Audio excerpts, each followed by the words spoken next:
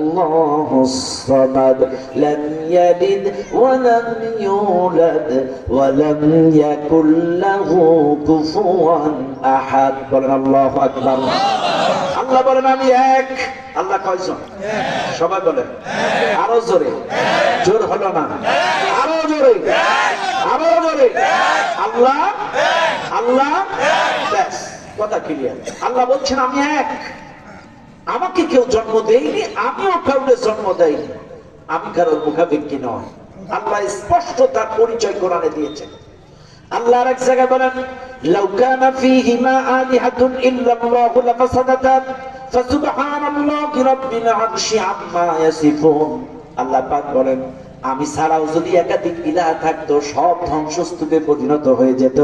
কাজী এরা যা কালিমা দেয় কলঙ্ক দেয়, এর থেকে আমি আল্লাহ পুত পবিত্র। চিৎকার মেরে বলেন সুবহানাল্লাহ।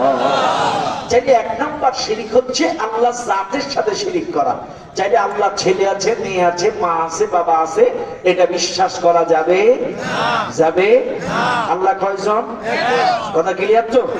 ব্যাস শেষ। এবার আছেন দুই নম্বর শিরিক হচ্ছে শিরিক ফির রুবুবিয়্যাত। রুবুবিয়্যাতটা কি? রুবুবিয়্যাতটা হচ্ছে আল্লাহর কর্তৃত্ব এবং ক্ষমতার সঙ্গে শিরিক করা। আল্লাহর কর্তৃত্ব এবং ক্ষমতার সাথে শিরিক করা। আল্লাহর কর্তৃত্ব আর ক্ষমতা কি খেয়াল করেন।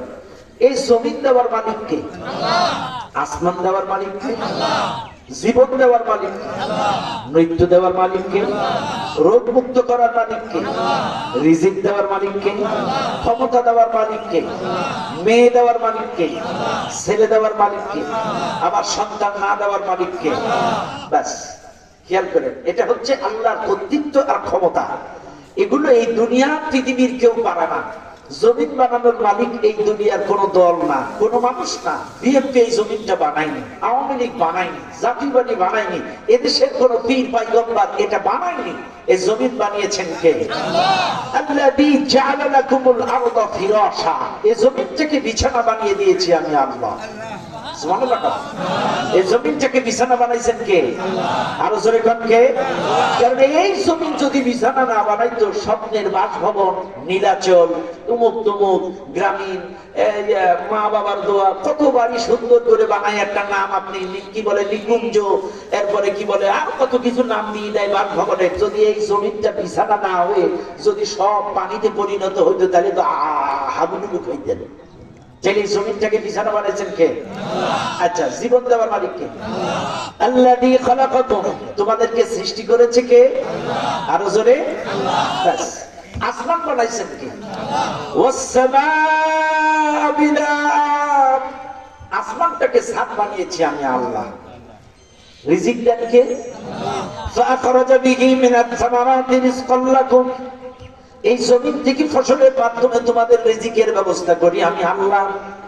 ও মানুষ, তুমি একবার বেরেনে খাটাও, একই মাটি, কখনো আলু, কখনো ধান, কখনো গম, কখনো সরিষা, কখনো ভুট্টা, কত রকম ফসল তোমার জন্য এই জমিন থেকে আমি দিয়া দেই।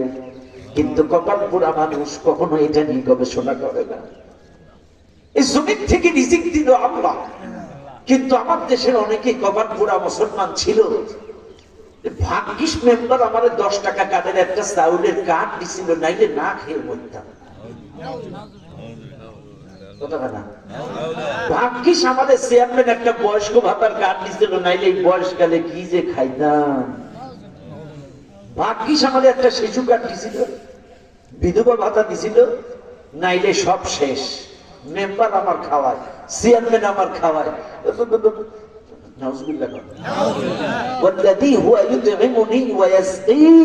রিজিকের মালিক কে? আরো জোরে কোন কে?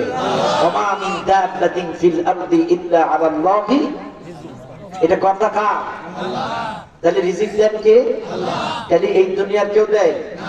আচ্ছা ভাই, আপনারা তো শুধু বাপ ডাল গোশটাকে রিজিক মনে করেন, কিন্তু শোনেন, সবচেয়ে বড় রিজিক কিন্তু অক্সিজেন। সবচেয়ে বড় রিজিক অক্সিজেন। একটা মানুষ 2 দিন ভাত না খাইবে বাঁচে, কিন্তু 2 মিনিট যদি কারোর অক্সিজেন বন্ধ হয়ে যায়। আজকে আপনারা নামাজ পড়েন না, আজকে আপনারা কোরআন মানেন না, কোরআন অনুযায়ী ব্যক্তি জীবন, পারিবারিক জীবন, সামাজিক জীবন চালানোর কোন ভূমিকাই আপনার নাই। এই জমিনে কোরআনী শাসন প্রতিষ্ঠা হোক এই জনতা তামান্না আপনার ভিতরে নাই। অথচ একবার বুকে হাত দিয়ে বলেন, একটা মানুষ করোনার সময় হসপিটালে ভর্তি করলে 2 ঘন্টা একদিন 1 ঘন্টা অক্সিজেন দিলে 200 টাকা বিল। 1 ঘন্টা অক্সিজেন দিলে, একদিন অক্সিজেন দিলে 4800 টাকা বিল। 1 মাস অক্সিজেন দিলে 1,44,000 টাকা বিল। 1 বছর অক্সিজেন দিলে 17,28,000 টাকা বিল। এইবার বুকে হাত দেন, 1 বছরের অক্সিজেন যদি 17,28,000 টাকা হয়, ও চাচা, ও বাবা, আপনার তো 60 বছর 70 বছর, 70 বছরে কত টাকার অক্সিজেন খাইছে?